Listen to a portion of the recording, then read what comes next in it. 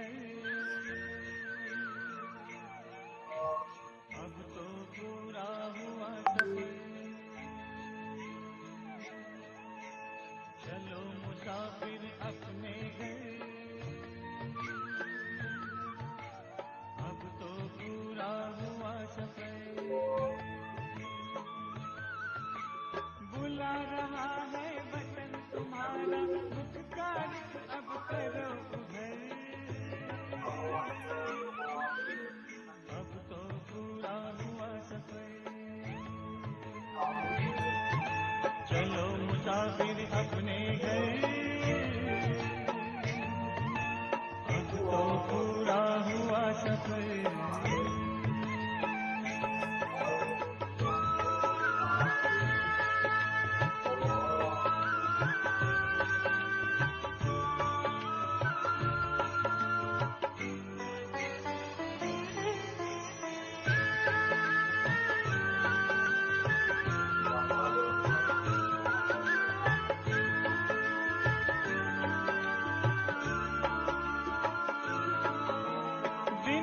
कितने प्यारे थे, सुख के भरे नजारे थे, धरती अंबर चांद सितारे सारे हुए हमारे थे। कब आएंगे दिन फिर कर, याद आते हैं रह रह कर, पूरा हुआ सफर। चलो मुसाफिर अपने घर, अब तो पूरा हुआ सफर।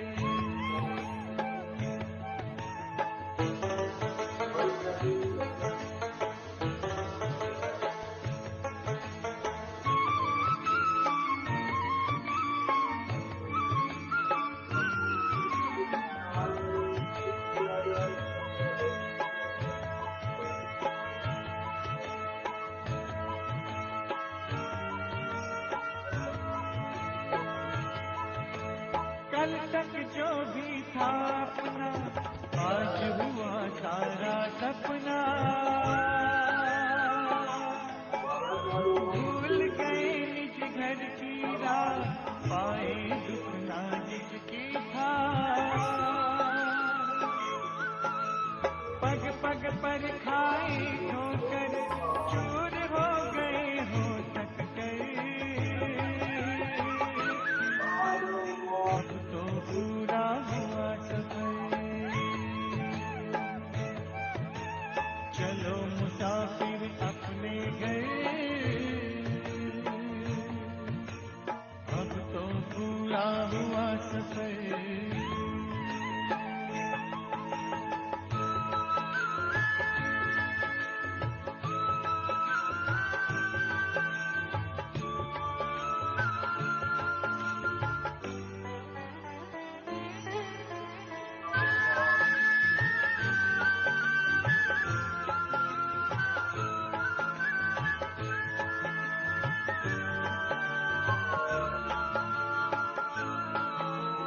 परम पिता की बाहों में आओ प्रभु पनाहों में, राजयोग की राहों में शीतल शीतल छाओं में। अगर मगर की छोड़ डगर, नजर करो ना और किधर, अब तो पूरा हुआ सफर। चलो मुसाफिर अपने घर, अब तो पूरा हुआ सफर। चलो मुसाफिर अपने घर,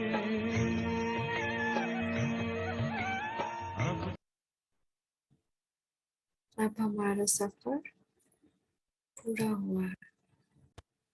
तो आज बाबा यही कह रहे हैं, तो हम बाबा का आवाहन करेंगे। मीठे बाबा, प्यारे बाबा, मेरे भोले बाबा, आ जाओ, मुरली सुनाओ। और हम यही फील करेंगे कि ये मुरली खुद बाबा सुना रहे हैं और अपने अंदर आत्मिक स्वरूप में बैठ जाएंगे। मैं आत्मा परमात्मा से उनके महावाक्य सुन रही हूँ या सुन रहा हूँ। तो परमात्मा आज बोल रहे हैं, बाबा आज अपने बच्चों से बोल रहे हैं, हम आत्माओं से बोल रहे हैं कि मीठे बच्चे, अब यह पुराना घर छोड़ बाप के साथ चलना है। इसीलिए इस घर यानी शरीर से ममत्व मिटाते जाओ, अपने को आत्मा निश्चय करो। जितना हम अपने को आत्मा निश्चय करेंगे, जितना हम पूरे दिन में ब्रश करते और भी कुछ डेली एक्टिविटी करते, खाना खाते, ये याद रखेंगे मैं आत्मा इस शरीर को खिला रही हूँ, परमात्मा की याद में खाना खाएंगे, साइलेंट होकर, टीवी देखकर, मोबाइल देखकर नहीं, और कोई और थॉट में भी नहीं। तो क्या होगा, एक तो वो खाना शरीर के लिए बहुत ही हेल्दी हो जाएगा क्योंकि परमात्मा की याद में खाया हुआ है, और दूसरा हमारी आत्मिक स्थिति मजबूत होती जाएगी। तो इसी तरह हम काम कर रहे हैं तो परमात्मा मुझसे करवा रहा है और मैं आत्मा कर रही हूँ। और जब सोने जाएंगे तो मैं आत्मा अब सारे काम निपटा कर, जितना भी मेरा कर्म था वो समेट कर अब मैं चली परम धाम। तो इससे क्या होगा, धीरे धीरे शरीर के प्रति हमारा जो मोह है, जो कि पांचों विकारों के कारण आया है, वो चला जाएगा। तो आज का प्रश्न है, देही अभिमानी बच्चों के मुख से कौन से शब्द नहीं निकलेंगे? तो जो देही अभिमानी, एक होता है देह अभिमानी यानी इस देह का अभिमान, और एक होता है देही अभिमानी मतलब आत्मिक आत्म अभिमान, आत्मा का अभिमान। तो जो हम लोग कहते थे ना सेल्फ कॉन्फिडेंस, उसका हिंदी होता था आत्म अभिमान, बट इसका रियल मीनिंग ही खो गया। हम लोग सेल्फ कॉन्फिडेंस, बॉडी का कॉन्फिडेंस नहीं, सेल्फ कॉन्फिडेंस यानी एज ए सोल कॉन्शियसनेस, जो हमारे अंदर जो है अभिमान, वो ट्रू अभिमान है। जो देह में रहकर हम अभिमान करते हैं वो गलत अभिमान है, वो हमारे लिए गलत कर्म करता है, के अंडर कैटेगरी में आता है। लेकिन सोल कॉन्शियस होकर जो हम अभिमान है वो शुद्ध अभिमान है। जैसे मैं आत्मा प्रेम स्वरूप हूँ, ये मेरा अभिमान है, देही अभिमान है मेरा। तो ये हुआ रियल अभिमान, real self confidence. But actually इसका मीनिंग ही खो गया था दुनिया में। आत्म अभिमान, आत्मा का अभिमान। तो उत्तर है, मेरे मन को शांति कैसे मिले? ये शब्द आत्म अभिमानी लोगों के अंदर नहीं आएगा, जो देही अभिमानी है, जो सेल्फ कॉन्फिडेंस है। ये शब्द देही अभिमानी बच्चों के मुख से नहीं निकल सकते। देह अभिमान वाले ही यह शब्द बोलते हैं क्योंकि उन्हें आत्मा का ज्ञान ही नहीं है। तुम जानते हो आत्मा का स्वधर्म ही शांत है। मन की शांति की तो बात ही नहीं, हमको कहीं और शांति ढूंढने की कोई दरकार नहीं। हम तो है ही शांत स्वरूप, ये तो हमारा अपना गुण है। आत्मा अपने स्वधर्म में टिक जाए तो मन शांत हो जाए। अगर कभी मन अशांत हो रहा है तो बस हम इस स्वधर्म में टिक जाए कि मैं आत्मा शांत स्वरूप हूँ, शांति धाम से आए हूँ, शांति के सागर की संतान हूँ, मैं हूँ ही शांत स्वरूप। बस मन शांत हो जाएगा। आत्मा सो परमात्मा कहने वाले इस बात को समझ नहीं सकते। अब जो कहते हैं आत्मा और परमात्मा सेम है, हम ही परमात्मा है, हम ही आत्मा है, तो वो इस बात को नहीं समझ सकते। आज का गीत था, मरना तेरी कली जीना तेरी कली में, पुराना, ये उस वक्त बजता था। शांति। बच्चे जानते हैं मरना किसको कहा जाता है। आत्मा शरीर से अलग हो जाती है, उनको मरना कहा जाता है। तो कितना सिंपल है। अब आत्माभिमान होकर हम देखें तो मरना कितना इजी लग रहा है कि बस मैं आत्मा शरीर चेंज कर रही हूँ। यहाँ बच्चे जानते हैं हम जीते जी शरीर से अलग हैं। अभी हम क्या प्रैक्टिस कर रहे हैं? आत्म अभिमानी बनने की मतलब हम अपने आप को शरीर से अलग देख रहे हैं। मेरा शरीर अलग और मैं आत्मा अलग। सामने परम पिता परमात्मा बैठकर हमें ये ज्ञान सुना रहे हैं, हमारे सामने बैठ, और अपने परम पिता परमात्मा के साथ उनके धाम जाने वाले हैं, तो अपने पिता के साथ अपने घर जाने वाले हैं। यहाँ तो बाकी सबके साथ एक्टिंग कर रहे हैं। जो आत्माएं जा नहीं सकती उनको योग से पवित्र बना रहे हैं। अब बहुत सारी आत्माएं हैं जो जा नहीं सकती हैं, जैसे हम योग में क्या करते हैं, परम धाम जाते हैं परम पिता के साथ और उनसे योग लगाते हैं और पवित्र होते हैं। मगर और भी बहुत सारी आत्माएं जो ये योग नहीं जानती है, तो हम क्या करते हैं, उनको साकाश दे करके, इस योग का दान दे करके उनको पवित्र बनाते हैं। इसको कहा जाता है नॉलेज, यही है ज्ञान।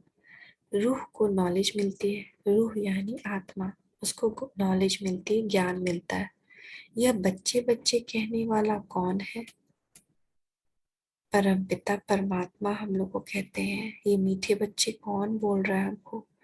महसूस करेंगे ये सारे योग के पॉइंट। जब भी हम बैठे मुरली पढ़ने तो ऐसे योग लगाए कि बाबा हमको बोल रहे हैं, मीठे बच्चे जिसको सभी भगत याद करते हैं।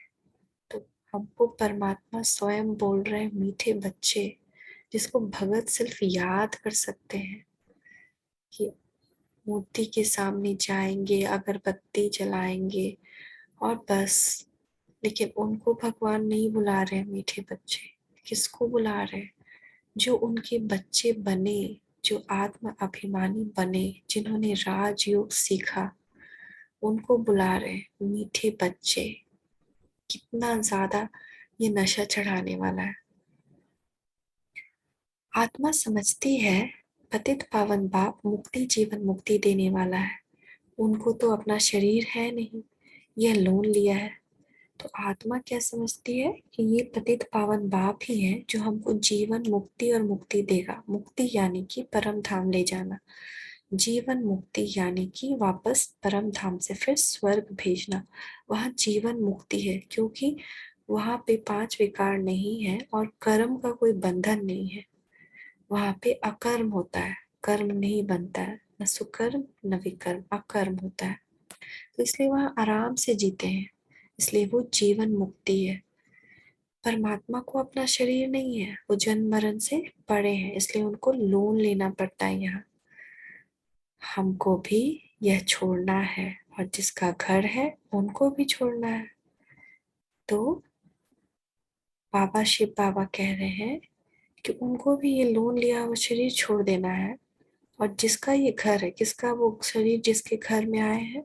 ब्रह्मा बाबा। तो बाबा जो है शिव बाबा, वो ब्रह्म दिखेंगे। हम ऊपर से ये विजुअलाइज करिए, ऊपर से शिव बाबा ज्योतिर्मय पॉइंट ऑफ लाइट सूक्ष्म वतन में आ रहे हैं, ब्रह्मा बाबा के सूक्ष्म शरीर में।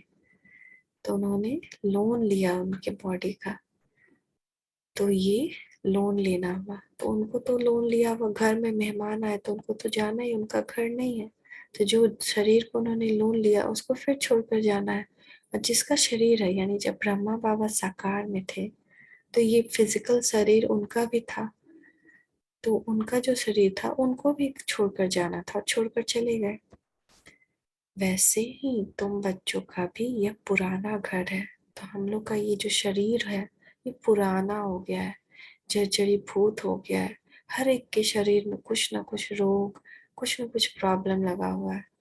इनमें खिड़कियां आदि सब है। तो हमारी आंखें इस शरीर की खिड़की है, इस घर की खिड़की है। क्या हमारी आंखें? तो कितना सुंदर है। अपने शरीर को आत्मा का घर समझकर विजुअलाइज करिए, कितना सुंदर है। और देखिए, मैं आत्मा इस शरीर के खिड़की से झांक रही हूँ बाहर, है ना।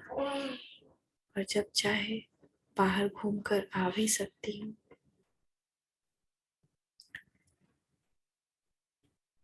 वैसे तुम बच्चों का भी ये पुराना घर है, ठीक है, इनमें खिड़कियां आदि सब है। तो बाप कहते हैं बच्चों, ये पुराना घर सबको छोड़ देना है, मेरे साथ घर चलना है। इसलिए जीते जी इस घर के ममत्व को मिटाते जाओ।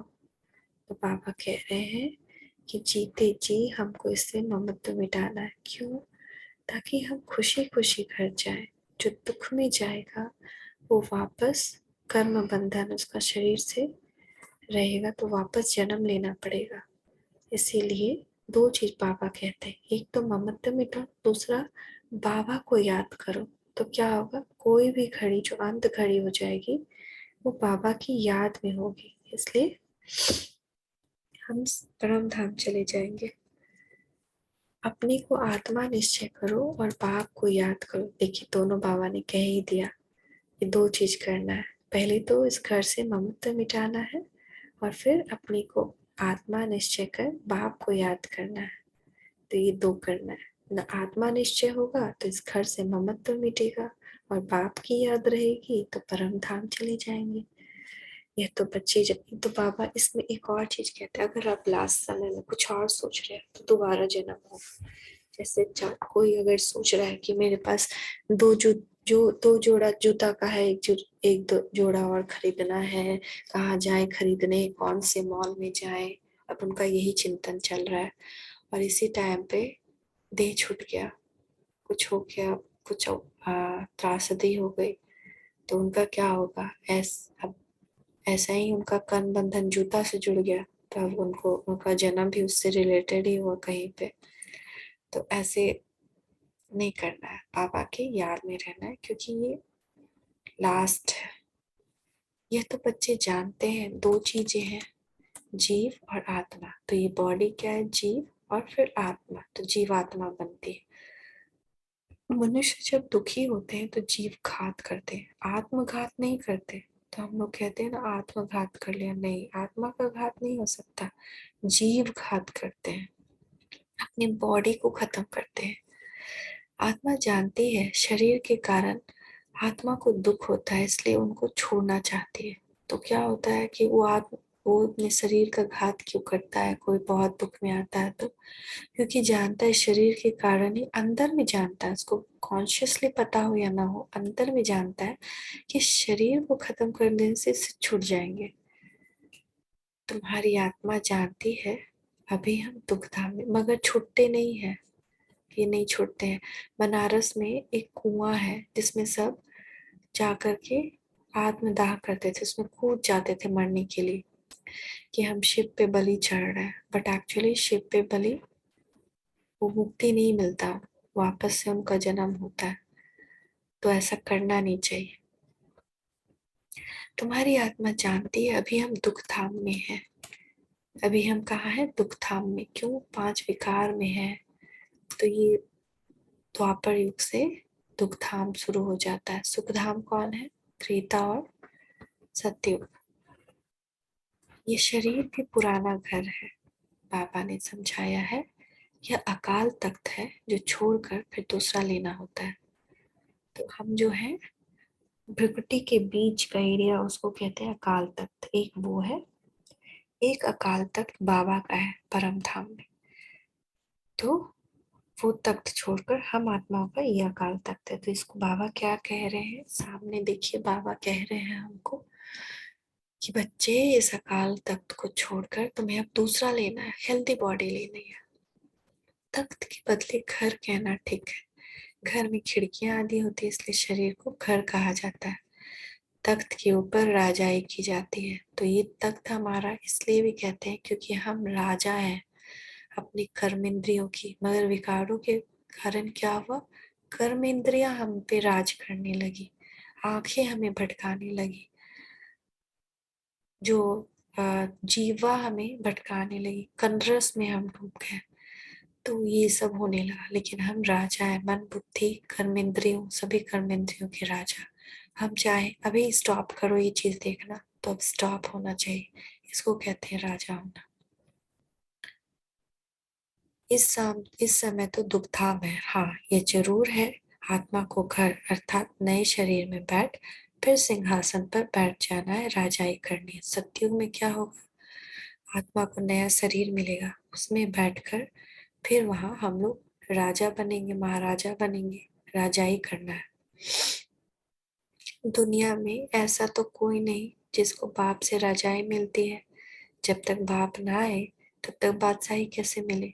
अब जब तक बाबा स्वयं ना आए, ये राजयोग ना सिखाए, ये ज्ञान ना दे, तब तक राजाई कैसे मिलेगी। वही तो आकर विकारों से छुड़ाते हैं। ये दुनिया का और कोई साधु संत महात्मा नहीं कर सकता। तुम जानते हो बाबा हमको शहंशाह बनाने आया हुआ है। जैसे राजाओं से महाराजे बड़े होते हैं ना, तो बाप कहते हैं तुमको राजाओं का राजा बनाया जाता है, तो बाप हमें महाराजा बनाते हैं।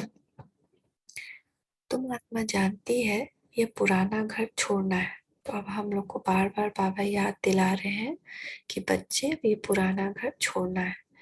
आत्मा को पहले सतो प्रधान घर मिलता है। तो सबसे पहले सतयुग और त्रेता युग में सतो प्रधान बिना किसी बीमारी के एकदम एक्जैक्टली परफेक्ट बॉडी मिलता है। क्यों? क्योंकि कोई विकर्म नहीं होता है।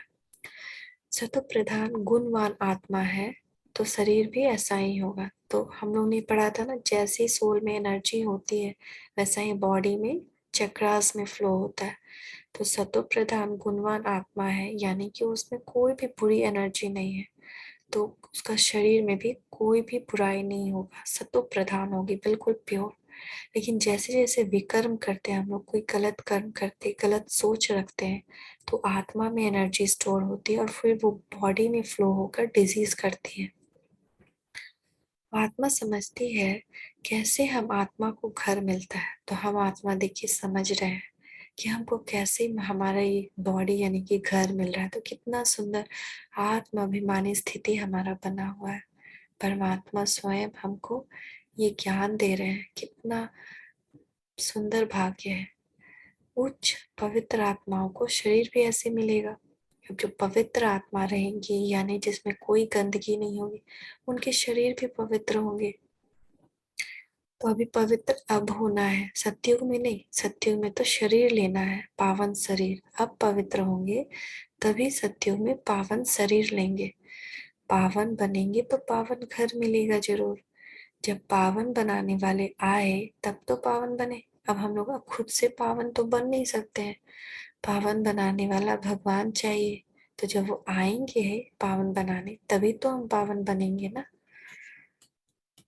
खुद कहते हैं बच्चे तुम याद करते थे अब मैं आया। तो भगवान हमसे सामने कह रहे कि बच्चे तुम ही तो मुझे पुकारते थे, तुम ही तो याद करते थे कि अब आ जाओ भगवान, अब और नहीं सहा जाता, तो अब मैं आया हूँ।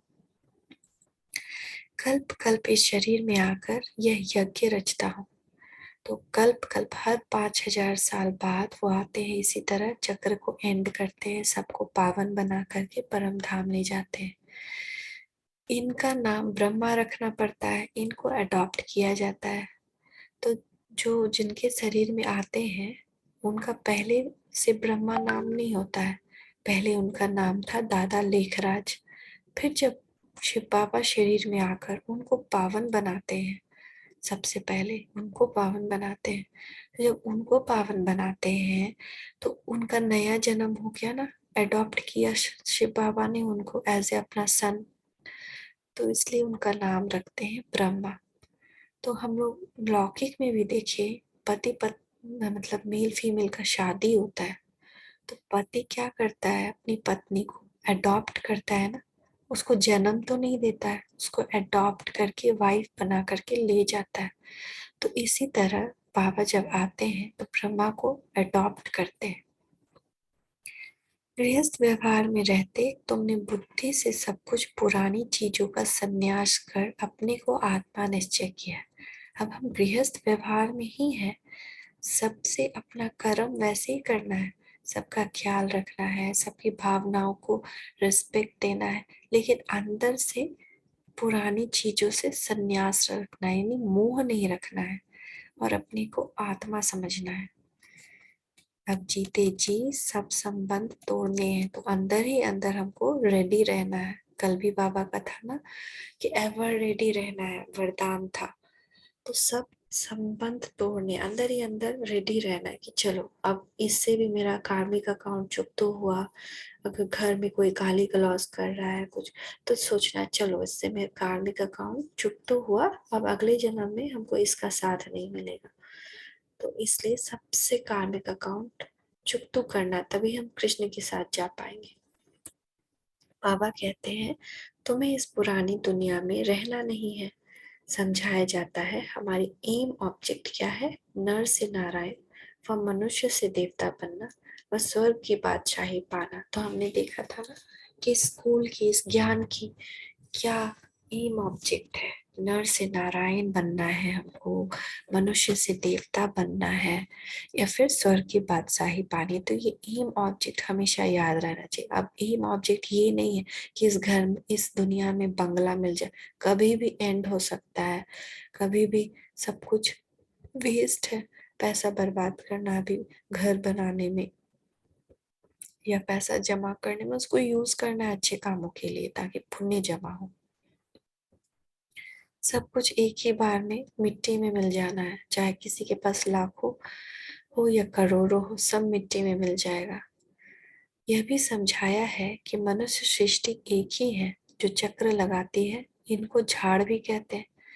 अब ये मनुष्य सृष्टि का जो झाड़ है वो एक ही है, ये चक्र लगाती है, सत्युग त्रेता द्वापर कलयुग संगम फिर से सत्युग, तो इसको झाड़ भी कहते हैं। बड़ के झाड़ से भेंट की जाती है। तो बड़ का जो झाड़ का पेड़ है ना, बड़ का वृक्ष, इससे इसका कंपैरिजन किया जाता है। उनकी आयु बहुत बड़ी होती है। यह झाड़ जब नया है तब हम देवताएं ही रहते हैं। इसीलिए ये कहावत है, बड़ की झाड़ की पूजा क्यों होती है, सब कहते हैं इस पे देवता का वास होता है। बट एक्चुअल मीनिंग क्या है, ये मनुष्य सृष्टि का झाड़ है जिसमें शुरू में देवताएं रहती है। वो इंडिकेशन है, इस सृष्टि में शुरू में देवताएं आते हैं, ये इसका इंडिकेशन है।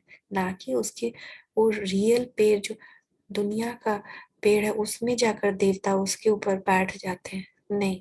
वो एक सिंबॉलिक रिप्रेजेंटेशन है कि ये जो बड़ झाड़ है, इसी की जैसे क्या होते हैं, पहले देवता सृष्टि में आते हैं, उसके बाद मनुष्य आत्माएं आती हैं। तो ये उसका सिम कितना सुंदर है, ये कोई राज हम लोग को नहीं पता था क्यों लोगों ने इस झाड़ की पूजा शुरू कर दी। तो असली मीनिंग झाड़ का लुप्त हो गया, फिर उन लोगों ने इस सृष्टि के बड़ के झाड़ की पूजा शुरू कर दी। तो झाड़ जब नया है तब हम देवताएं रहते हैं, अब तो पुराना हो गया, इसमें अब गरीब हैं, पाई पैसे का व्यापार करते हैं।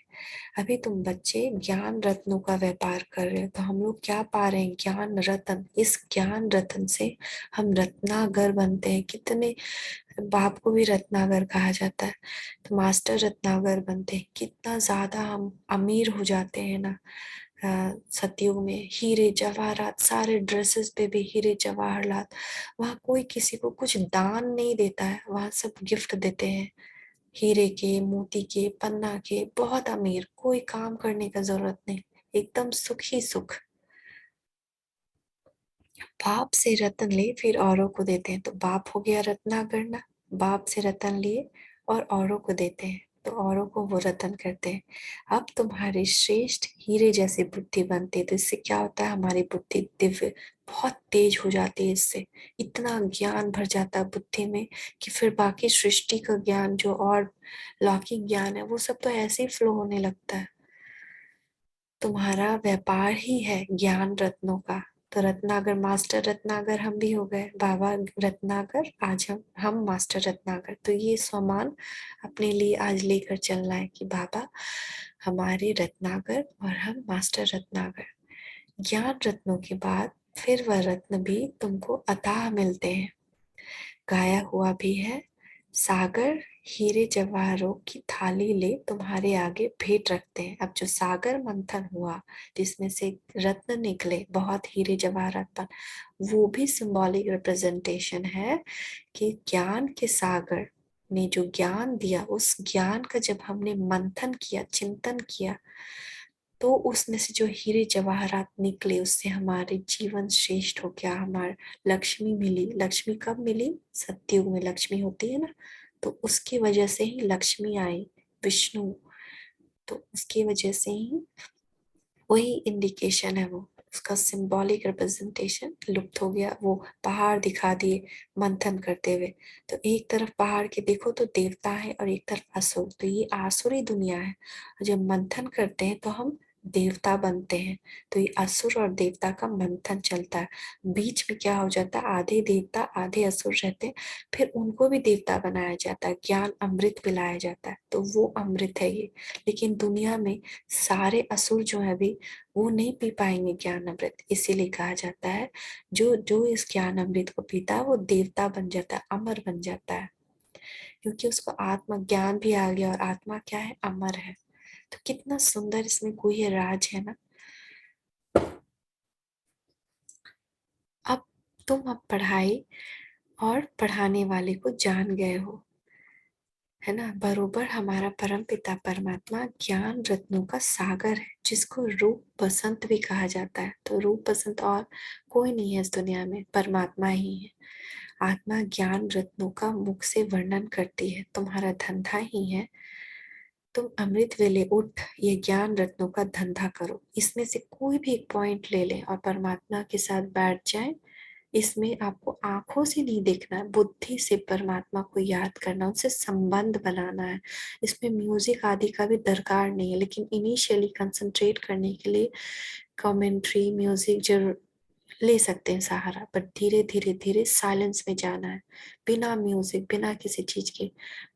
परमात्मा ये इतना कंसंट्रेशन आ जाता है योग का प्रैक्टिस करते करते, कि आप तुरंत 1 सेकेंड में वहां जाकर बैठ जाएंगे, परमात्मा के साथ कंबाइंड हो जाएंगे और साइलेंस में बैठ जाएंगे। इस साइलेंस का शक्ति ही मेन हमको चाहिए, और वहां जाकर बैठ जाना काफी है, फिर बाबा सब पावर खुद ब खुद दे देते हैं। प्रभात अच्छी होती है, कहते हैं ना, राम नाम सिमर प्रभात मोरे मन। यह आत्माओं ने कहा ना, मन बुद्धि आत्मा में है। मनुष्य देह अभिमान में रहते हैं तो कहते हैं मेरा मन शांत नहीं होता है, जैसे कि शरीर में मन है। परंतु आत्मा कहती है मेरे मन को बुद्धि को ज्ञान नहीं है, मुझे शांति चाहिए। वह अपने को आत्मा समझती नहीं है, शांत व शांत आत्मा होती है। आत्मा कहती है मैं अशांत आत्मा हूँ, मैं शांत आत्मा हूँ। देह अभिमान वाला कहेगा हमारे मन को शांति कैसे मिले, मन क्या है वह भी समझते नहीं। तो ये मन बुद्धि संस्कार का ज्ञान औरों को नहीं है। इसीलिए 7 डेज का कोर्स नेसेसरी होता है, क्योंकि परमात्मा का ज्ञान तभी समझ में आएगा जब ये 7 डेज कोर्स कोई करेंगे। वह भी समझते नहीं है आत्मा को शांति मिलती है, वह आत्मा के मन को, पहले तो आत्मा को जानना पड़े। आत्मा का स्वधर्म शांत है। यह शरीर तुम्हारे ऑर्गन्स हैं, इनसे चाहे काम लो चाहे स्वधर्म में टिको। सन्यासी भी इस बात को नहीं जानते, तो कोई भी साधु सन्यासी ये नहीं जानते, वो तो दुनिया में जंगल में शांति खोजने चले जाते हैं, तो उनको भी नहीं पता है। तो सोचो कि हमको भगवान ने कितना महान बना दिया, ये किसी भी दुनिया के सन्यासी को नहीं पता। वह तो कह देते हैं आत्मा सो परमात्मा, परमात्मा सो आत्मा, परंतु ताकत कैसे मिले जो शांति में रह सके। अब ताकत कैसे मिले, अगर आत्मा ही परमात्मा है, परमात्मा ही आत्मा है, तो किससे वो ताकत लेंगे शांत रहने के लिए। जब बाप को याद करे तभी ताकत मिले। अब याद में बैठेंगे तो याद से ही हमारी एनर्जी जुड़ जाती है, सिर्फ याद से, देखने की दरकार नहीं। जैसे हम अगर अभी सोचे कि हा हम एक मिठाई की दुकान में बैठे हैं और हम रसगुल्ला खा रहे हैं, तो देखिए कि आपके मुंह में वो स्वाद आ जाएगा। बस यही करना है, परमात्मा को बुद्धि से याद करना है और आप जुड़ जाएंगे। और बहुत प्यार से लगन से याद करना है, एक संबंध बनाकर याद करना है। सिर्फ शांति से भी कोई फायदा नहीं। वह समझते हैं हम आत्मा सो परमात्मा, हम आत्मा परमात्मा के लोग चली जाएंगी और कुछ भी नहीं जानते, पुनर्जन्म को ही भूल जाते हैं, 84 जन्म को भी भूल जाते हैं। बाप सम्मुख समझाते हैं, बाप हमारे सामने और समझा रहे हैं। तुम समझते हो कि अभी हमें बाप के गले का हार बनना है, बाप के नजदीक में आना है। हम असुर उस बाप के गले के हार थे। गले का हार बनना मतलब उनका प्यारा बनना, विकारों से अपने आप को छुड़ाना। अब नाटक पूरा होता है। अब ये नाटक चल रहा था, बाइस्कोप चल रहा था, कल का था ना, बाइस्कोप है ये अब पूरा होने वाला है। मूवी अब फिनिश होने वाली है, एंडिंग आने वाला, द एंड। नाटक में एक्टर खेलते भी रहते हैं और टाइम भी देखते रहते हैं। अब नाटक पूरा होना है, बाकी इतना टाइम है, तो होता है ना, 3 घंटे की मूवी है, तो हम लोग, वो लोग भी सोचते हैं चलो अब पूरा होने वाला है, द एंडिंग, हैप्पी एंडिंग, घर चलना है। अब सब लोग विलन से लड़ करके अब घर वापस हैप्पी फैमिली हो जाते हैं। तो ऐसे ही ये जो विकार विलन है, इससे लड़ करके हमको अपने हैप्पी स्वीट होम परम धाम जाना है। टाइम पूरा हुआ, सब एक्टर आकर खड़े हो जाते हैं, फिर ड्रेस बदली कर घर चले जाते हैं। अब जब वो लोग जो भी एक्टिंग में ड्रेस पहने होते हैं या गंदगी होती है उनके शरीर पे, सब कुछ क्लीन करते हैं, नॉर्मल ड्रेस पहनते हैं और घर चले जाते हैं। वैसे ही हम लोग को भी ये जो ड्रेस में हम एक्टिंग कर रहे हैं, इसको छोड़ देना है और वापस घर चले जाना है। कितना सुंदर है। इसको अगर अच्छे से पढ़ें, समझें, मंथन करें, तो हमारा सारा डर ही खत्म हो जाए, हमारा सारी चिंताएं मिट जाए। हूबहू तुम्हारा भी ऐसा ही पाठ है। बाबा आया है लेने के लिए, यह प्रश्न ही नहीं उठता। आत्माएं वहां होंगी, वहां नहीं। हमारा काम है वर्षा लेना। जरूर आत्माएं होंगी तब तो आती हैं, वृत्ति को पाती हैं। तो अभी तक आप देखिए जन्म हो रहा है, तो जब विनाश होने वाला होगा तो उससे पहले बच्चों का जन्म होना बंद हो जाएगा। आत्माएं, जो लास्ट आत्मा बची है, वो लास्ट तक आत्मा परम धाम से यहाँ चली आएगी। तो अभी तक आत्मा आ रही है, अभी भी वहां आत्मा है, लेकिन यहाँ से कोई जा नहीं सकता। अभी भी आती रहती है। तब तो बर्थ कंट्रोल आदि करते हैं। तो ये जो बर्थ कंट्रोल हो रहा है, मेथड चल रहा है सरकार का, क्यों चल रहा है? अभी तक जन्म हो रहा है। जन्म लेना बंद हो जाएगी तब विनाश होना शुरू हो जाएगा। आत्माओं को वहां से स्टेज पर आना ही है। फिर बर्थ कंट्रोल क्या करेंगे? अब चाहे गवर्नमेंट कितना भी कुछ कर ले, बर्थ कंट्रोल का मेथड, बर्थ तो होना ही है, क्योंकि वहां से आत्मा को यहाँ आना ही है। मगर ये सब कोई समझ नहीं सकता है। जो कुछ भी बची खुची आत्मा है, सब आएंगी, इसलिए तो वृद्धि होती रहती है। वृद्धि होनी ही है, यह तुम बच्चों को पता है। जो कुछ पिछाड़ी वाले रहे हुए होंगे वह आते जाएंगे। तो जैसे मच्छर देखो रात को आए, सुबह का देखो सब मरे हुए होंगे। तो ऐसा ही हम लोग का होगा। अभी सब मच्छर की तरह पॉपुलेशन हो गया है, घिसी घिसी घिसी घिसी घिसी चारों तरफ। अब जब विनाश होगा तो एक ही बार मच्छर की तरह सब खलास। तो इसीलिए आप देखोगे जो अभी नई आत्माएं आई हैं, आते ही किस दुनिया में आ रही है? विकारी दुनिया में। तो विकर्म ही करेंगी, गलत काम ही करेंगी, लेकिन उस खुशी का जिंदगी जिएंगी आधा। तो अभी वो नई नई आई है, इसलिए उनका कोई विकर्म बना नहीं, बन रहा है, इसलिए उनको कोई दिक्कत नहीं होती, तकलीफ नहीं होती। लेकिन भुगतना तो उनको भी है। आधे उम्र के बाद, आधे लाइफ के बाद फिर वो अच्छी, उनका सब स्टार्ट हो जाएगा, पनिशमेंट मिलना।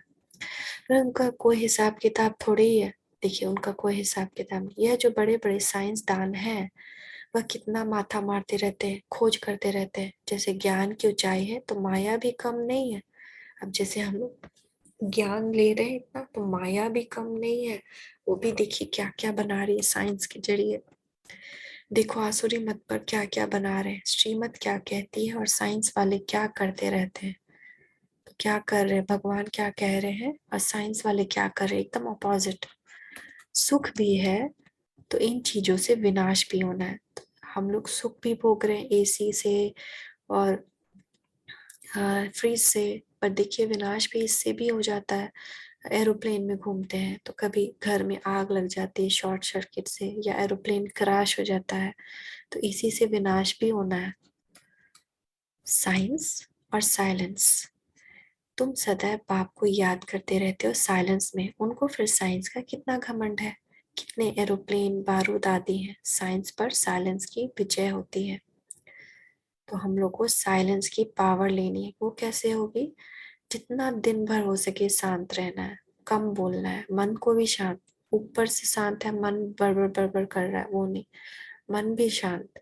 और जब हम परम धाम जाएं तो ज्यादा जब हमको प्रैक्टिस हो जाए बिना म्यूजिक के करने के, बस जाना है साइलेंस में, बिना किसी कमेंट्री, बिना किसी म्यूजिक में बाबा के साथ अलर्ट होके बैठ जाना। ऐसे नहीं कि साइलेंस में गए और सो गए, नहीं। कई कहते हैं मन जीते जगत जीत, परंतु माया जीते जगत जीत कह सकते हैं। आत्मा अशरीरी हो बाप के पास चली जाएगी। कहते हैं मन में संकल्प विकल्प ना आए। बाप कहते हैं यह तो जरूर आएंगे। बहुत लोग कहते हैं कि योग क्या है, मन एकदम स्टॉप हो जाए थिंक करना, बट ऐसा नहीं होता। मन में आएंगे संकल्प। अगर बुरे संकल्प आ रहे हैं तो बुद्धि का काम है कि मन के उन संकल्पों को श्रेष्ठ संकल्पों में बदलना। और इसीलिए बाबा कुछ कुछ बोलते, हम लोग को टाइटल देते हैं, मैं परम पवित्र आत्मा हूँ, मैं मास्टर शक्तिशाली आत्मा हूँ। जैसे ही कोई और संकल्प आने लगे, ये स्वमान याद करना, इससे मन के संकल्प श्रेष्ठ हो जाएंगे। में कम याद करो, हम आत्मा अपने साइलेंस हो मुक्ति धाम में जानती है, पियर घर जानती है। तो आत्मा जो है वो सजनी है और परमात्मा साजन। तो सजनी जो है वो पियर घर जाती है, बुद्धि में यही रहता है बाबा आया हमको ले जाएंगे। फिर ससुराल जाती है। तो अभी हम ससुराल हम लोग का क्या हो जाएगा, सुख धाम। गाइड बाबा आए तो आज बाबा देखिए कितना ज्यादा रोल अपना बताया कि एक तो बाबा एक पिता की तरह, एक गाइड की तरह, रत्नागर की तरह। कहते हैं मेरे लाडले बच्चे मैं तुमको साथ ले जाऊंगा। कोई ने भी घर का रास्ता नहीं देखा है। अगर एक ने देखा हो तो बहुत को देख ले। अब कोई देखा नहीं है घर का रास्ता, अगर एक भी देखा होगा तो सबको ले जा सकते हैं ना। अगर दुनिया का कोई साधु कोई संत नहीं देखा है ये रास्ता, वह जाना भी सिखलावे। यहाँ से तो मनुष्य तंग होकर कहते हैं जाएं, सत्युग में ऐसे नहीं कहते। सुखधाम को ही सब याद करते हैं। बाप कहते हैं मैं सबको ले जाऊंगा मच्छरों के सदृश, मतलब विनाश क्षणिक होगा। सोए रहेंगे सब, एक ही बार में अर्थक्वेक आ जाएगा या कुछ आ जाएगा, एक ही बार बॉम्ब फूट जाएगा, तो एक ही बार सब मच्छरों की तरह, जैसे स्प्रे एक जगह मारते हैं और सब खत्म हो जाता है मच्छर, वैसे। बस सिर्फ कह देते हैं बौद्ध का की आत्मा निर्वाण धाम गई। अगर वह चला गया तो बाकी सब उनकी इतनी वंशावली कैसे जाएगी। कोई नहीं गया, सब यही है। कोई जा नहीं सकते, मैं तो जा सकता हूँ ना, लेकिन बाबा आते हैं जाते हैं क्योंकि वो शरीर के बंधन में नहीं है। मैं आता ही हूँ ले जाने के लिए। अब भगवान हमेशा नहीं आते हैं धरती पर, उनका रोल, उनकी ड्यूटी, उनका कर्तव्य ही है एंड में आकर सबको पवित्र बना करके ले जाना। सतयुग में तो कितने थोड़े होते हैं, 9 लाख ही होते हैं ना, 8 लाख या 9 लाख होते हैं। इस समय तो आत्माएं कितनी हथा है, मच्छरों सदृश है ना। सबको ले जाना एक बाप का ही काम है। बाप कहते हैं मेरे गले का हार बनने से फिर विष्णु के गले का हार बनेंगे। अगर अभी हम बाप के श्रीमत पर चलेंगे, बाप के प्यारे बनेंगे, तो विष्णु के साथ आएंगे, उनके नजदीक होंगे। सतयुग में गिरेंगे भी पहले, उसके बाद फिर से चक्कर स्टार्ट होगा और हम ही लोग पहले विकर्म करना शुरू करेंगे। वह पुजारी बनते हैं, तब तो रावण के गले का हार बनते हैं। अब अभी हम क्या बने हुए थे, रावण के गले का हार, और विकारों के करीब थे, विकारों में संलिग्न थे। आखिरी यह हालत हो जाती है। आज बड़ा कर दिए बाबा। अच्छा जल्दी से करते हैं, ठीक है। तुम जानते हो हम आधा कल्प सुख और आधा कल्प दुख में रहते हैं। रावण के गले का हार पहले पहले देवी देवता धर्म वाले बनते हैं, हम ही लोग बनते हैं। फिर और धर्म वाले आएंगे, जो हमने सृष्टि का साइकिल देखा, वह भी रावण के गले का हार बनेंगे। अंत में सभी रावण के गले का हार बन जाते हैं। ये ड्रामा का खेल ऐसा ही बना हुआ है, जो सिवाय बाप के कोई समझा ना सके। पॉइंट्स तो बहुत मिलती है ना समझाने के लिए, कितना सारा पॉइंट्स है। नटशेल में कहा जाता है एक बाप को याद करो, दिन भर हर कर्म योग, सुबह में योग, रात में शाम में बैठकर योग, दिन भर कर्म योग। पतित दुनिया को कैसे पावन बनाते हैं और फिर गले का हार पहले कौन बनते हैं, यह बुद्धि में रहना चाहिए। इसका मंथन आज करिएगा दिन भर, ये बाबा होमवर्क दे रहे हैं। बरोबर हम असल में अपने बाप की गले की माला है, फिर बाप हमको सूर्यवंशी चंद्रवंशी बनाते हैं। इसका मंथन करेगा जरूर खाना खाने वक्त, बैठकर ब्रश करते वक्त। फिर रावण का राज्य होता है। यह सृष्टि का चक्र कैसे फिरता है तुम जानते हो? नंबरवार, जो जितना सोचेगा वो उतना ज्यादा पाएगा ये रतन ज्ञान का। स्कूल में सब सब्जेक्ट 100 मार्क्स की होती है, लेकिन सब क्या 100 मार्क्स ले आते हैं? नहीं ना। कोई एक सब्जेक्ट में 100 मार्क्स मिलते हैं, इसमें भी मार्क्स हैं। दैवी गुण धारण करना कितनी बड़ी सब्जेक्ट है। दैवी गुण धारण करना है, तो आज हम भेजेंगे क्या क्या दैवी गुण होती है। सारे चक्र का राज भी समझाना है। कोई में गुण कम है, मुरली अच्छी चलाते हैं, लेकिन देखिए कोई में दैवी गुण कम है बट मुरली अच्छी चलाते हैं। तो हर के पास अलग अलग सब्जेक्ट है।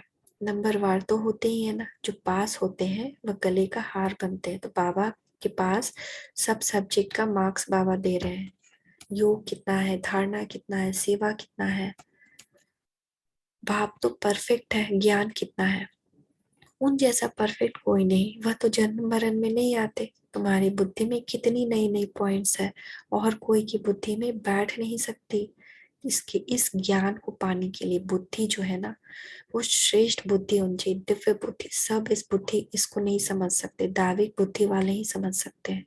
और ये बुद्धि और तीक्ष्ण होती है ज्ञान मंथन करने से, चर्निंग। यह है गॉड फादरली यूनिवर्सिटी।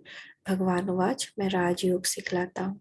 बाबा कह रहे हैं, शिव बाबा मैं ही तुमको राजयोग सिखलाता हूँ। आज मेरे जरिए भगवान ही बोल रहे हैं, क्योंकि कोई भी आत्मा में इतनी शक्ति नहीं कि इतना पॉइंट समझा सके। समझ में आता है भारत कितना अमीर था, सोने की चिड़िया थी, अभी गरीब है। प्राचीन भारत बड़ा साहूकार था, उनको पैराडाइज कहते हैं। घर में कोई अच्छे कुल के होते हैं, गरीब बन जाते हैं, उन पर तरस पड़ता है, कहेंगे बेचारा कितना गिर गया, फिर उनको चढ़ाने की कोशिश करते हैं, है ना। क्रिश्चियन लोगों ने भारत के पैसे बहुत लिए हैं, उन धन से खुद साहूकार बन गए हैं। विदेश लोग, रशिया, अमेरिका, सब भारत से ही सारा पैसा गया है। भारत गरीब हो गया तो फिर मदद भी देंगे ना, लोन के हिसाब से मदद देते हैं। अब भारत जो है उन सब से लोन ले रहा है, तो बाबा कहते हैं कि भारत की सरकार को चिंता करने की जरूरत नहीं। ये जो लोन है ना, ये अपना भारत का ही पैसा है, इसलिए चुकाने की कोई जरूरत नहीं है। तुम जानते हो क्या हिसाब किताब है? कोई अच्छे तो समझते हैं ये सब लेन देन का हिसाब खत्म होता है। अब वो जो लोन दे रहे हैं ना, तो ये लेन देन का हिसाब खत्म कर रहे हैं। परंतु प्रेरक कौन है, कौन करवा रहा है, ये कोई नहीं समझते। इन बातों को अभी तुम समझते हो। भारत रिलीजियस था तो कितना माइट था, अभी रिलीजियस नहीं है। जब एक देवी देवता धर्म था तब रिलीजियस था, तब सारे विश्व का मालिक था। पहला धर्म देवी देवता जो बाप स्थापन करते, भगवान एक ही धर्म स्थापन करते, बाकी सब गिरा हुआ है। अब सबसे गिरा हुआ है तो जरूर उसको मदद करेंगे, है ना। गीता में यदा यदा ही धर्म से ग्लानि भवति भारत। जब लड़ाई शुरू होगी तो खुद लड़ते भी रहेंगे, मदद भी करते रहेंगे। अब भी देखो देते रहते हैं, नहीं तो भारत भूख मर जाए। अगर अभी मदद नहीं देंगे तो भारत में भी बहुत दिक्कत हो जाएगी। परंतु कभी ऐसे हुआ नहीं, कैलामिटीज भी आते रहेंगी। सारी नेचुरल कैलामिटीज हर जगह आएंगी, बहुत अधिक वर्षा, बाढ़, तूफान, अर्थक्वेक, सूखा। लड़ाई जब लगेगी, जब पढ़ाई पूरी हो जाएगी, जब हम सब अपनी पढ़ाई पूरी कर लेंगे, तब लड़ाई लग जाएगी, थर्ड वर्ल्ड वॉर हो जाएगा। अभी तो पढ़ाई चल रही है ना, बाबा को पढ़ाना है। ब्रह्मा द्वारा आदि सनातन देवी देवता धर्म की स्थापना हो रही है, तो ब्रह्मा के द्वारा, ब्रह्मा के शरीर में आकर।